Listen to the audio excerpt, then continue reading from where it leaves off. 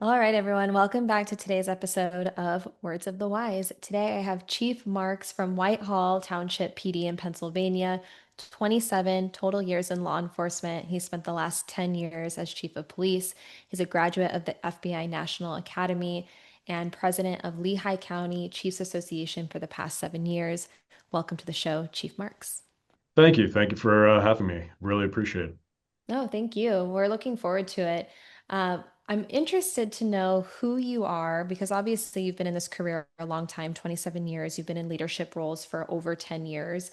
What is something interesting about you as a person that people maybe don't know? I'm not sure that there's much that's really interesting. I have a passion outside of this job for my family, my wonderful wife, my two great kids, and basically, being a great father and mentoring them. I've coached several different sports programs over the years and just try to be a positive influence on the community that we have here in the Lehigh Valley. Yeah, I love that. And I think that a lot of times when we talk about wellness, I know that's something that we're going to talk about today. We talk about the human side. Who are you beneath the badge? And so I appreciate you sharing a little bit about yourself and that you are a husband, you're a dad, you're a part of the community. You want to set a good example. You're interested in coaching sports. And I think it's really important for us to share those things because I think sometimes we get so wrapped up in our titles and the things that we do, but who are we beneath all of it? So thank you. No Uh, problem. you've been a chief for 10 years. You've been in various leadership roles prior to that. What do you think is the most important leadership lesson or skill that you've learned throughout your career?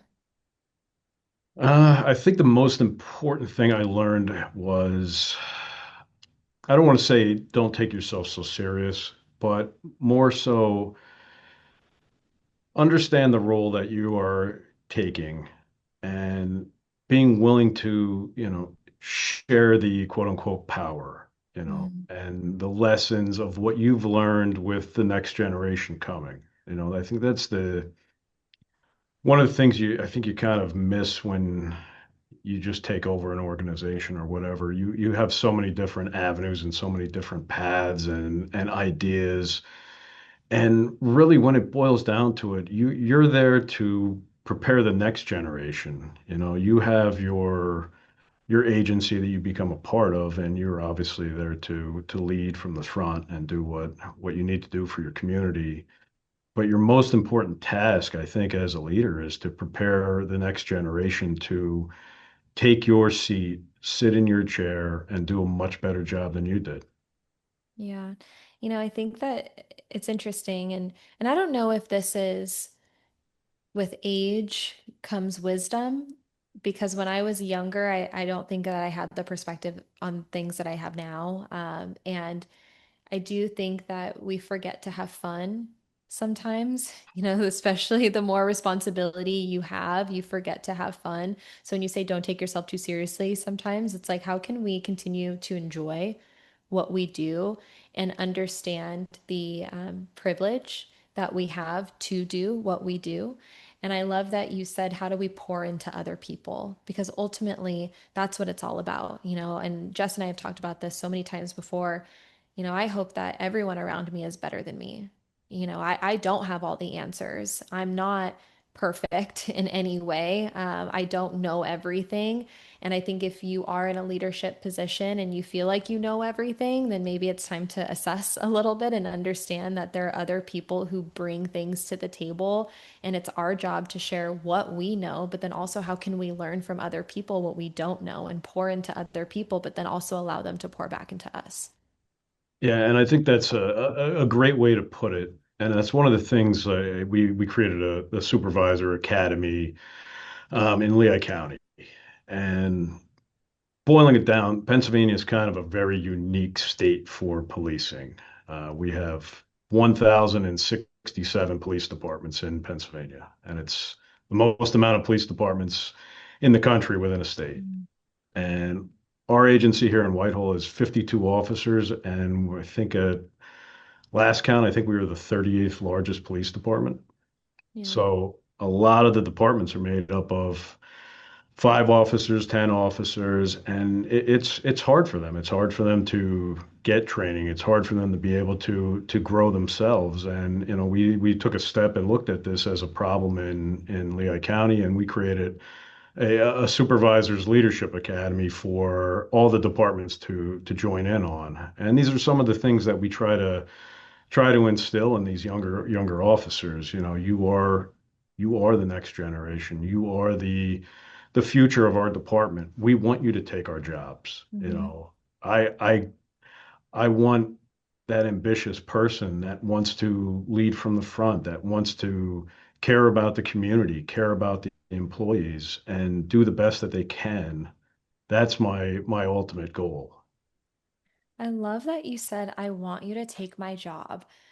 I don't know if I've ever heard anyone come out and say it that way, but to me, it's a position not of fear, but of progress. How do we continue to move everybody forward in a positive direction? And I do think, I mean, everyone who's listening to this, I'm sure can relate to being in positions where people are so afraid of other people taking their jobs that they don't want to pour into other people. They want to hold everything really close to their chest because they feel like if they give away their secrets or, the things that they know, that means they're going to be replaced. So I really actually appreciated that of like, hey, I want you to come take my job. And I think that when you have that mentality of being like, hey, I'm willing to help you advance yourself as much as I possibly can, knowing that you might replace me and you probably will. Someone's going to replace you someday. We're all going to be replaced someday, right? But not leading from a space of fear. I also think it helps us to elevate ourselves because when people are on your heels, it lights a fire for you to also want to improve. Can you talk a little bit about that training that you guys do and how you're prioritizing setting up the next generation for those leadership roles and making sure that when it does come time for them to take over for you guys, they're ready? Sure. We kind of break it down within a 40-hour week. And we start off, we have a full day of just leadership and generalized leadership principles, practices, best practices of what the victories we've had and the failures. And, we're all the instructors that come in, mostly made up of, command staff, administrative staff, personnel, but everybody brings a little bit something different to the table, and we all have no problem telling them, hey, we succeeded, we did a great job here. In this instance, not so well. And these are the things that you can look out for in your time when you get to that position. We also, we break it down into a mental health aspect. We have a partnership with a great individual, Ben Yobst, who was part of our Lehigh County mental health. He also has his own consulting company where he comes out to deal with wellness. So we give them a little bit of that aspect and what that means as a street supervisor, what that means in the next level if you're now in a lieutenant position, something along those lines. And then we'll go to the standard, the policies, the procedures that we all touch, and the generalized topics. But it's not perfect. It's in no way anything that I would think would be sufficient for 40 hours of training, but it's much better than I think we got as we were coming up the ranks. That was kind of it was, looking behind the curtain kind of deal when the first time I got promoted to a street sergeant. I received no training. I was a patrol officer one day. The next day, I was a street corporal, and I received passwords to the scheduling program and told good luck. Yeah. You know, I I couldn't I couldn't justify that in my mind to do that to anybody else going down the pathway. And that's where, I've worked with a bunch of great people at the Chiefs Association, and we came up with this plan, and I think we're in year two of it now, and it continues to grow, and it's one of the things I think we are very proud of as a team that we're putting forward for the next generation of officers. Yeah, and I know to your point, previously it was promote and then train. And now it seems like a lot of agencies are trying to flip that script. It's how do we train in preparation for promotion? And it sounds to me like you guys are having this as a part of the constant conversation and training. So I appreciate you sharing that. Thank you. Sure. Was that a turning point in your career when you realized that mental wellness was equally as important as the physical aspect of it? Yeah, I think that was one of those moments where, we had an officer who was severely injured in the line of duty, wasn't able to come back to work. He was disabled, and seeing the limited resources that were available at the time kind of, I don't want to say it was eye-opening, but it was, and it was sitting back thinking like, what else can we do here? How can we help them? They can't wear the badge anymore. They can't get in the patrol car, but how can we at least help them go forward and have a fulfilling life, and even without wearing the badge, doing the job. And that's where, when we started with this mental health training, it really started to hit home that this could positively, even if it only positively affects one person, it's one person that's an employee of one of our agencies that needs help, that isn't able to take care of something on their own, and we're at least able to give them a guide, a path, a way to help themselves, help their families, whatever the case may be. What's a simple habit that someone, even just one person, can implement into their wellness that would be beneficial? I think one, like after 27 years of doing this job, I think the one thing that is vitally important that I've seen is you have to have something outside of this job that you are able to enjoy, latch onto, use as a hobby, whatever the case may be. But you have to get out of the car at the end of your shift and be able to go home and enjoy your family, enjoy your kids, or whatever it is that you have in life that brings that smile to you. And that's the hardest part, I think, especially as like a young officer and being in the job, you know, this time, like, when I started, it was, you didn't talk mental health. There was no such thing. It was, you would see a horrific car crash or somebody doing some unspeakable violent act to another person, and you would go home at the end of the shift, and it was, yeah, okay, and this is the job, and moving on. And the next day was the next day. And I think,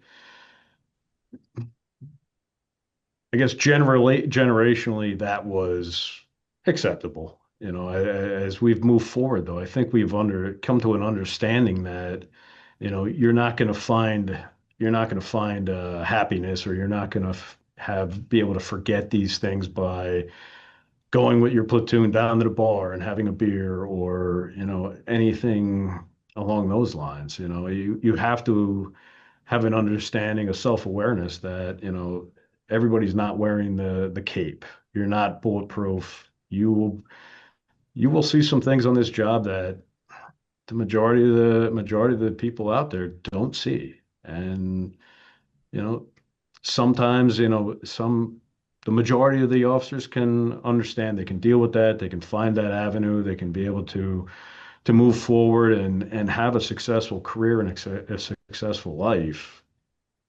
But there's some that struggle.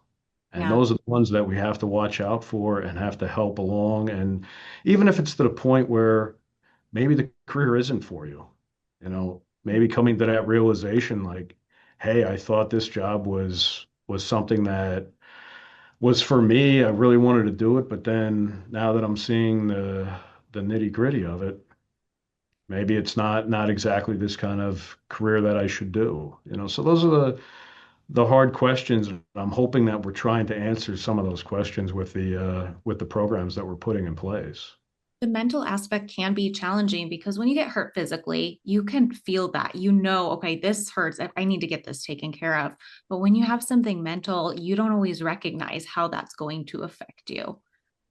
So, Yeah, I think that that's one of the eye-opening parts of the job. I had a very close friend on this job who committed suicide and had no idea, no concept of whatever he went through, no understanding that there was a problem lying behind the scenes, and like that was kind of the point when we sat there and said, okay, we've all kind of danced around this topic, but what else can we do to at least put out some other options for people, put out some confidential options of, hey, here's a place that you can call that, isn't going to get back to the agency, isn't going to get back to the municipality where you work, just where you can have that ability to talk to somebody. So that was kind of one of those, it was one of the moments where, it was, what else can we do? And I don't want to see any other generation go through what we went through with our friend. thank you for sharing that. Mhm. There's um there's a quote, and Jess and I read this quote every day, and it asks the question, is the pursuit of extending one career or one life worth it? And we remind ourselves this every day because I think so often we want to have the biggest impact possible, right? And I think a lot of times we get so wrapped up with all the things that we're trying to implement within the organization and, how can we get the most engagement and buy-in and utilization, and we get so wrapped up in ROI and all the things. And I think it's important to ground ourselves sometimes and understand that yes, those things are a part of the conversation. Of course, we want to help as many people as possible, but I think we have to remind ourselves of what you just said, that I think all of us would objectively say yes. If we could extend one career, if we could save one life, that everything that we're doing is 1,000,000% worthwhile. And I think that if we can lead from that space and we lead from the space of how can we have impact, even if it's one person, then that's a ripple effect that's worth all of the effort. No, I think you're spot on with that, with everything you said there, because obviously it's 2026, it's the information age. You can look up every fact that you want on your fingertips on a device that 40 years ago you would have never thought possible. And you lose that perspective of, like, especially in policing, like this job is made up of individuals, Mhm. and the team goes based on the individuals. And if you lose sight of that and you start treating this as, you're detached and you treat it as just an organization or whatever that case may be, you're going to lose the humanity of it. You're going to lose the fact that, you know, people have bad days. Police officers are no different. You come to work and you have to solve other people's problems, but yet you may have four or five problems at your house, and you have to create that separation. And Yeah. that's the hard part for the American police officer to put some of these things aside that are in their personal life and then go and do their job to the best of their abilities. Yeah. I think it's really challenging to have kind of that compartmentalization of, especially for you guys, because you are the only profession that the public expects perfection. And I've had this conversation with my fiance a few times of like, I don't know any other career out there where you're expected to be on your A game and then some every single second of every single day. And we all know what it's like to be human. We know what it's like to be tired, to be frustrated, to have anxiety or to be worried about something. Maybe you just had a fight with your partner right before you went out on the job, and you guys are expected to put that away in a separate box and show up on your A game. And that's hard. That's really hard to do. And so, what we said in the beginning of like, how do we recognize the human behind the badge? Understanding we are, I think you all strive to have the best performance that you possibly can, but understanding that there's nuances to this because we are dealing with a human element here, and so I appreciate you reminding everyone of that, of like, hey, like we recognize that you're human, we recognize that you're going to have bad days, and how can we give you the proactive resources in order to be able to process and deal with those things in an effective way that keeps you in the game longer, the game of policing, but also the game of life. Like we want you to be here as long as possible, and we want you to have quality of life. We don't want you to crawl to the finish line. We want you to power sprint to the finish line. And how do we get you there? And so I think all the conversations that we're having now and all the things that we're doing now to be proactive are really helping. But I always think that there's room for us to grow. Oh, 100%. I think you hit the nail on the head when you talked about perfection. I mean, this career is it's exactly that. Everyone expects 99.9% satisfaction. You did your job amazingly, zero mistakes. And that's not reality. That's not reality for the human race. That's the most difficult. I think that's one of the more difficult things I've seen in my career is that expectation. And I think it's unrealistic. I mean, you're right. I can't, I've said a hundred, dozens of times, I can't think of another profession out there where everyone is held to that same high standard. You know, Yeah. I have no problem with holding people accountable for bad behavior, bad actions, and dealing with it on an individual basis. But when you paint the entire profession with a broad brush across the country, that's the part that I just can't accept. I find that to be it, I hate to use the word unfair because we use it too often anymore, but it seems to be almost an unfair standard across the board. When we're investing so much time into our officers, so much training, and yet you can't prepare them for every single scenario. And Right. that's the frustrating part, I think, from a leadership's perspective. Yeah, I agree. I did want to circle back to something that you said earlier, and it was, how can you, as someone, I'm going to put this in quotes, so Mhm. don't don't hold me to what I'm saying, but no, this is in quotes. But how can the older generation, help to prepare the younger generation? Because you guys have so much knowledge, and perspective and wisdom. And my question to you, because I think a lot of leaders are asking this question, and we're asking this question too, and we're, actively working on figuring out the answer to this, but how do you get the younger generation to listen? And then how do you get them to proactively prioritize themselves? Because what we're seeing is that you said the cape. We see a lot of the younger generation where they are like, I'm not, my back doesn't hurt yet. I don't have a mental health thing yet. And so I'm good. And so I don't need to worry about those things. And so then they're waiting until there's a problem to deal with the problem. And then you have the older generation that's like, hey, kid, listen to me, like do this so that you don't end up with, the back pain or whatever. How do we get them to see the importance of it and to be proactive and taking care of themselves? I think a lot of it is open and honest conversation, and that's kind of, everybody says, I have an open door policy, I have an open door policy. I- Here we try to actually mean it.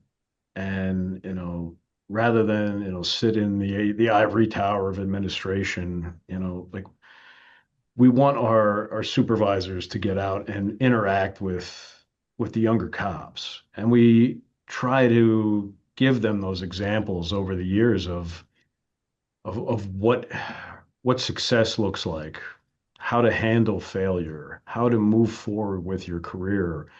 You know, don't be upset because you got written up for this minor policy violation. It's not a discipline, it's a tool, it's a retraining. That's what we should strive for.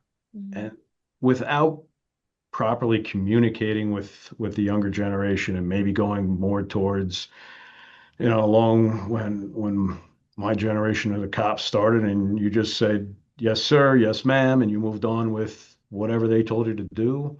You know, that explaining the why, I think, is one of the more important things I've seen, especially with the generation now that it's wild for me to say, but a good portion of our officers were born after 9/11 now. And, Yeah. I don't know where the time has gone for me, but it's an important part of their upbringing and their life to understand the why. Hmm. And it's an important part for us as leaders to say, well, here is the why. And well, okay, well, what do you think about this? What are your opinions? Okay, maybe I won't agree with your opinion completely, but we can talk it out. And a lot of times you're going to find these younger generation of cops do have good ideas. They have something that they can bring to the table based on their knowledge base of where their generation sits in our society. So I think that's kind of one of the more important things to go along with your question is I think it's just being open, being honest, and not glossing over the bad things or, overemphasizing the good. It's just being truthful with what this career is and what you need to do to get yourselves through and be outstanding police officers. Yeah. I like it. Thank you. Yeah. Mhm. Can you think of something that someone from the younger generation brought to you, an idea that you really liked that you didn't think of? Oh, let's see. Not to put you on the Um, spot. yeah, on the spot's always good. Um, Trying to think of something that was just. There's been like just a couple like minor things over the years, but like one that stands out is a motors unit, which was not normal for our agency, and based on we have a very heavily commuter route through our municipality. That was brought forward. I've never thought of it before, but hey, that's great. I like it. I do like the ability for you to go out and easily maneuver through our daily commute issues. I mean, it goes to just different things, roll call procedures, the way that we obtain equipment and T&Eing things, and in the past, a lot of the T&E of equipment would be handled by people now my age in these kind of positions when we're not the one using most of this gear. Like I shouldn't be the one telling you that it's fantastic or not. Right. Like, so just little things like that. I Yeah. think giving people that ownership, that Mhm. buy-in for, hey, you're not just, the lowest police officer on the chain of command, but you're a part of the team and you have value and you bring value. So we want to hear what you have to say. We want to hear your thoughts and how we can do something better. I don't care if it's something we've been doing the same way for 40 odd years in the department. If there's a better way to do it, let's explore it. Jess Yeah. and I were just talking about this earlier today and how everything that you just said about making people feel valued and seen and, have ownership over what they do, how that also plays into retention within an organization. Yeah, I think that's one of the things that I think we're most proud of here is so 10 years ago when I took over as the chief, it was one of those retirement cycles where it was time for everybody to go. So I think out of our 50 officers, we've since in 10 years hired 34 officers in 10 years. So we are a young department. Mm. And that was like kind of the hardest challenge to lose a bunch of experience on the patrol officer side, and then mentor and guide these younger officers. And I think we have done a pretty good job with retention. We don't have officers that leave for other agencies. We've been able to grow our department with a bunch of great young cops and hope that others look to our department as one to that they want to come to rather than leave from. Yeah. You said you're a younger department, and a lot of what we've talked about today has been, about the younger generation. How do we prepare them for the future? And so, if you could share your words of wisdom with the younger generation, maybe something that you wish you would have known when you were younger, what would they be? I think my words of wisdom to the younger generation is enjoy this job, do it for the right reasons, do it because you want to do it and not because it's either something you've been told you need to do or you feel you need to do it because the pension's good or the benefits are good or the pay's good. It, do it because you want to serve other people and you want to protect and serve, the age-old LAPD adage. That's I can't think of a truer statement for your agency is as simple as that. That's the job, and as we tell our officers that come on board with us in their first times on, like if you come to the point where you realize like this job isn't for you, like do yourself a favor and find another career. Like Mm. don't stick it out because you're gonna vest at 12 years or I only have 15 years to retirement. You're going to hurt yourself. You're going to hurt your loved ones and you're going to find yourself unfulfilled and dissatisfied and go down a path on that end. So embrace what you have. Love the job while you can. The time goes by quick. I still remember my first day in the patrol car. I remember every detail about it, and the ride's almost over, and Yeah. I wouldn't have done another thing. Absolutely loved being a police officer. Thank you for sharing. And, we talk a lot about mental training. And I think that what you said plays a lot into that. How can we find joy and positivity in what we do? How can we search for the good things? Because there are good things. And sometimes it is really easy to get wrapped up in the stress or the negativity of things. And so I appreciate, a piece of your words of wisdom being, how do you find gratitude and positivity in the things that you do? Because it is an honorable and a great profession. And how do we maintain that mindset over a 27-year career so we can get to, or so everyone else who's listening can get to be like you and still love it at the end? I think everyone starts the career hoping that they can get to the end of it and still love it and still be proud of what they do. Yeah, 100%. And that's